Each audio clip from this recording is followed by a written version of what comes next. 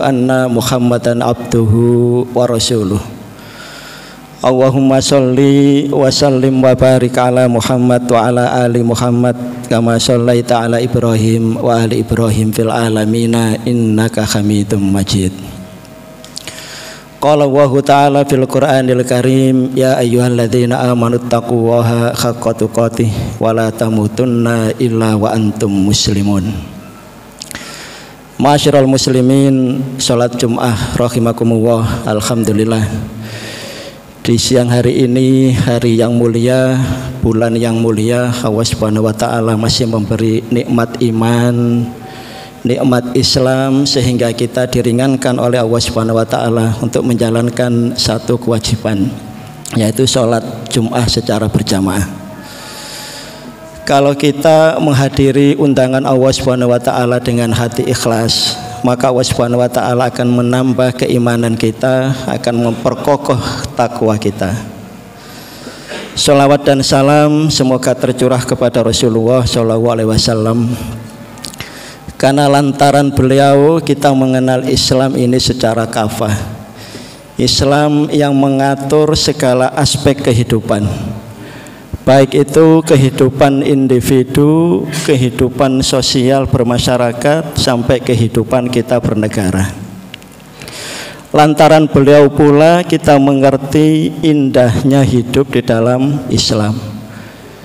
Lantaran beliau pula kita mengerti bagaimana sempurnanya ajaran Islam ini dibanding ajaran-ajaran yang lain. Sebagai contoh, ma'asyiral muslimin, kita hari ini memasuki tanggal ketiga bulan Dzulhijjah. Ini adalah hari-hari yang sangat-sangat mulia, hari-hari di mana semua amal soleh dicintai oleh Allah dan akan dilipat gandakan pahalanya. Di bulan ini juga ada nanti momentum namanya Idul Adha, Idul Kurban, penyembelihan. Kalau kita melihat bagaimana cara Rasulullah SAW mengajarkan kita menyembelih hewan-hewan, baik itu hewan ternak atau hewan kurban, Rasulullah memberi wanti-wanti, usahakan dengan pisau atau dengan alat yang tajam, usahakan pembuluh darah dan pembuluh kerongkongan bisa terputus. Kalau kita lihat ajaran-ajaran yang lain itu hampir-hampir sebelumnya tidak mengenal namanya pemotongan hewan kurban atau pemotongan hewan ternak.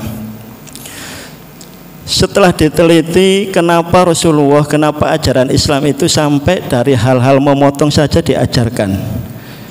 Kalau kita memotong hewan kurban, kita memakannya dan kita itu tidak sampai memotong atau dipukul saja, yang penting mati, itu dari aspek kesehatan ternyata mengandung penyakit yang banyak sekali. Tapi dengan hikmah bahwa hewan itu dipotong, darahnya mengalir, itu kuman-kuman yang ada di daging keluar lewat darah, sehingga yang kita makan sangat-sangat bagus.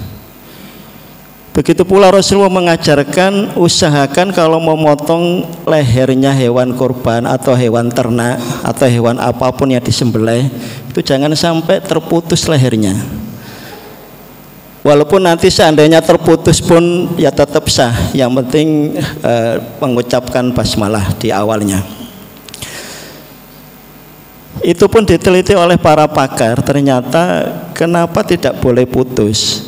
Saat kita menyembelih hewan ternak, itu kalau dia sudah tersembelih ya, itu masih ada hubungan antara otak dengan jantung, sehingga dia masih memompa. Jadi jontang masih memompa, sehingga nanti pompa jantung ini akan betul-betul berhenti kalau darahnya sudah habis.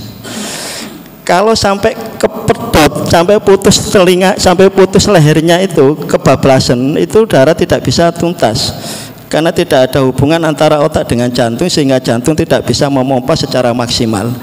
Nah itu kalau kita makan walaupun dagingnya sah, itu dari aspek kesehatan bisa menimbulkan namanya penyakit-penyakit yang berhubungan dengan rematik, yang berhubungan dengan asam urat, yang berhubungan dengan pengentalan darah, dan yang berhubungan dengan radang sendi. Jadi bagaimana Rasulullah SAW mengajarkan Islam ini begitu sempurna, sehingga apapun yang dibawa oleh Rasulullah selayaknya kita sami'na wa ata'na. Walaupun yang dibawa itu seakan-akan tidak mampu kita lalar, tidak mampu kita rasionalkan, tetapi yakinlah apapun yang dibawa oleh Rasulullah pasti nanti ada hikmahnya, pasti mengandung sesuatu yang bermanfaat untuk umat manusia. Masyarul muslimin rahimakumullah, sebagai khatib di atas mimbar ini kami mewasiatkan kepada diri kami dan kepada antum sekalian, mari sama-sama kita meningkatkan ketakwaan kita kepada Allah Subhanahu wa taala. Karena hanya dengan modal takwa ini kita akan bisa mencapai kehidupan yang bahagia. Tidak hanya bahagia di dunia, tapi bahagia sampai di akhirat nanti. Imam Ali karomah wajhah memberi definisi takwa itu mengandung 4 unsur. Yang pertama adalah al-khauf minal jalil. Yang kedua adalah al-a'mal bitanzil.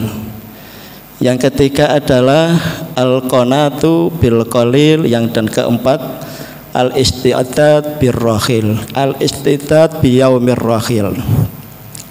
Masyarul muslimin rahimakumullah, inti takwa itu adalah amalan hati, amalan jiwa. Jadi kalau tiap hari kita memperhatikan jasad kita, kadang-kadang kita melupakan ada jati diri yang lebih penting dari jasad, yaitu jiwa kita. Jiwa ini bisa fujur, bisa takwa, tergantung kemana akal kita bisa mengarahkannya. Sehingga Imam Ali memberi panduan, kalau engkau mau dikatakan orang takwa, itu minimal 4 kategori yang harus kita pegang. Yang pertama adalah al-khauf bil jalil. Kita merasa takut kepada Allah Subhanahu wa taala. Dengan rasa takut ini bukan takut yang kita lari dari Allah Subhanahu wa taala, tetapi takut yang dilandasi oleh kecintaan. Sehingga kita mendekat kepada Allah Subhanahu wa taala. Mendekat dengan cara apa? Dengan cara meninggalkan segala larangan-larangannya dan memaksimalkan perintah-perintahnya. Jadi kalau kita tidak bisa menjalankan suatu kebaikan, paling tidak kita tidak menimbulkan suatu madorot, kita tidak menimbulkan suatu kerusakan baik kepada diri kita, kepada orang lain. Jadi tolong diingat, kalau kita tidak bisa memberi manfaat kepada orang lain, minimal kita tidak membuat madorot kepada orang lain. Yang kedua adalah al-a'mal bitanzil. Semua aspek kehidupan kita landasannya adalah Al-Quran. Al-Quran dusturuna. Al-Quran adalah way of life kita. Al-Quran adalah undang-undang kehidupan kita.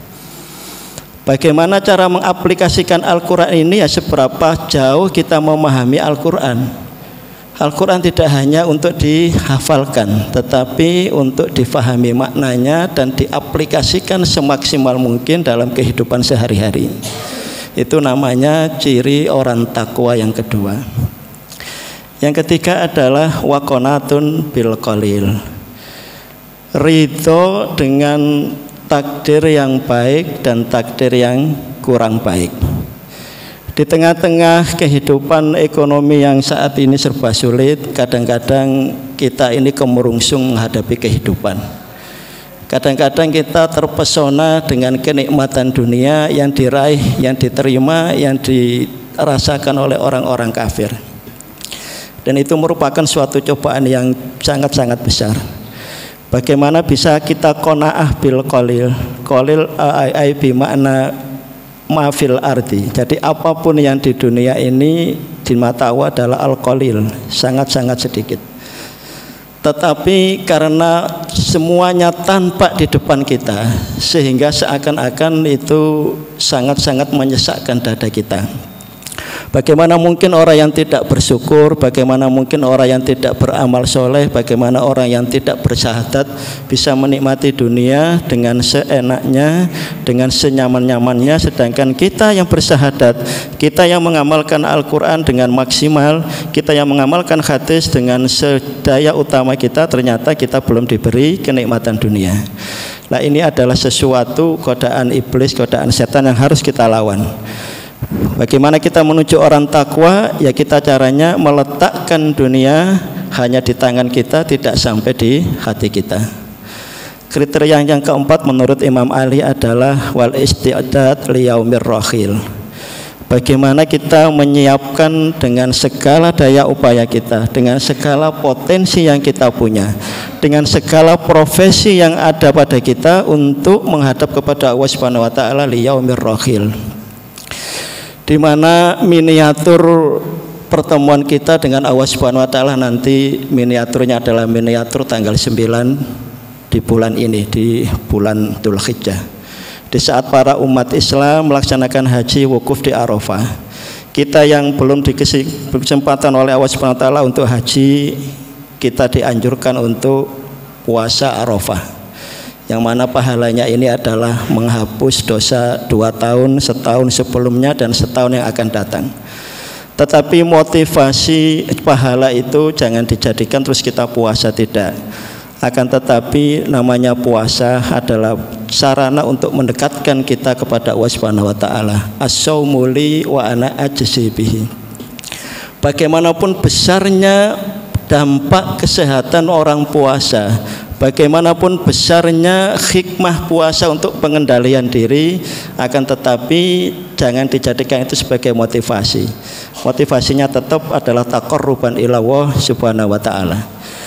Jadi jalan apapun yang bisa mendekatkan kita kepada Allah Subhanahu wa taala itu kita tempuh. Kalau kita tidak kuat berpuasa, kita cari amalan-amalan yang bisa kita lakukan secara istiqomah. Dengan amalan itu kita betul-betul bisa taqarrub, bisa merasa diawasi oleh Allah Subhanahu wa taala. Jadi jangan memandang amalan orang lain, lihat kemampuan diri sendiri. Kalau pekerjaan kita pekerjaan yang mengandung fisik yang sangat-sangat berat, ya kita jangan mengambil amalan puasa untuk mencapai taqarrub kepada Allah. Cari amalan-amalan yang lain yang sekiranya itu tidak akan mengganggu profesi atau aktivitas sehari-hari. Bisa mengucapkan kalimat-kalimat thayyibah la ilaha illallah subhanallah alhamdulillah wallahu akbar. Itu pun kalimat-kalimat yang timbangannya sangat-sangat berat di sisi Allah Subhanahu wa taala. Jadi yang mengetahui potensi diri kita, yang mengetahui kekuatan diri kita adalah kita sendiri. Dan potensi itu kita gali, kita pegang, kita istiqomai dalam rangka mendekatkan diri kita kepada Allah Subhanahu wa taala sehingga kita nanti menjadi orang-orang yang bermakom syukur. Karena syukur ini adalah tingkatan yang lebih tinggi dari takwa. Kalau kita sudah bertakwa, maka langkah berikutnya adalah kita menjadi hamba-hamba yang abdan syakuro. Kalau kita buka dalam surat Ali Imran ayat 123, fattakuni la'allakum tashkurun. Dan takwalah kalian kepadaku agar apa? Agar kalian nanti menjadi hamba-hambaku yang pandai bersyukur. Pandai bersyukur artinya bisa memanfaatkan apa yang diberi oleh Allah Subhanahu wa taala untuk mendekatkan kepada Allah Subhanahu wa taala. Mudah-mudahan Allah Subhanahu wa taala menuntun kita ke dalam jalan yang lurus, jalan yang diridhai olehnya, jalan yang tiap hari menuju kedekatan kepada Allah Subhanahu wa taala.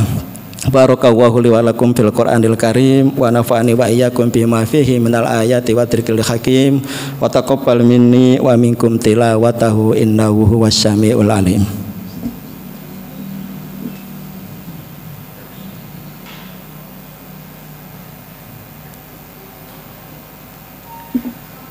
Innal hamdalillah nahmaduhu wa nasta'inuhu wa nastaghfiruh wa na'udzubillahi min syururi anfusina wa min sayyiati a'malina may yahdihillahu fala mudhillalah wa may yudhlil fala hadiyalah. Fa ya ayyuhal hadirun fa ya ayyuhal muslimun ittaqwa haqqa tuqatih wa la tamutunna illa wa antum muslimun. Innallaha amara bi kitabihi fi kitabihil karim a'udzubillahi minasyaitonir rajim innallaha wa malaikatahu yusholluna 'alan nabi Ya ayyuhalladzina amanu shollu alaihi wa sallimu taslima. Allahumma sholli wa sallim wa barik ala Muhammad wa ala ali Muhammad kama shallaita ala Ibrahim wa ali Ibrahim fil alamina innaka Hamidum Majid. Allahumma ighfir lil mu'minina wal mu'minat wal muslimina wal muslimat al ahya'u minhum wal amwat innaka sami'um mujibu qaribud da'wat wa ya qadiyal hajat. Allahumma ansur mujahidina Palestin. Allahumma ansur mujahidina Palestin. Allahumma ansur mujahidina Palestin. Allahumma ansur mujahidina fi kulli zamanin wa makanin waj'alna minhum bi rahmatika ya arhamar rahimin. Rabbana dhalamna anfusana fa illam taghfir lana wa tarhamna lanakunanna minal khasirin. Rabbana dhalamna anfusana fa illam taghfir lana wa tarhamna lanakunanna minal khasirin. Allahumma inna nas'alukal afwa wal afiyata fid dunya wal akhirah. Allahumma inna nas'alukal afwa wal afiyata fi dinina wa ahlina wa malina. Rabbana atina fid dunya hasanah wa fil akhirati hasanah wa qina adzabannar. Subhanaka rabbika rabbil izzati amma yasifun wa salamun alal mursalin walhamdulillahi rabbil alamin. Ibadallah, innallaha ya'murukum bil adli wal ihsan wa ita'idzil qurba wa yanha 'anil fahsya'i wal munkari wal baghi ya'idukum la'allakum tadhakkarun wa dzkurullaha yadhkurukum was'alu min fadlihi yu'tikum wa la dzikrullahi akbar. Aqimis shalah.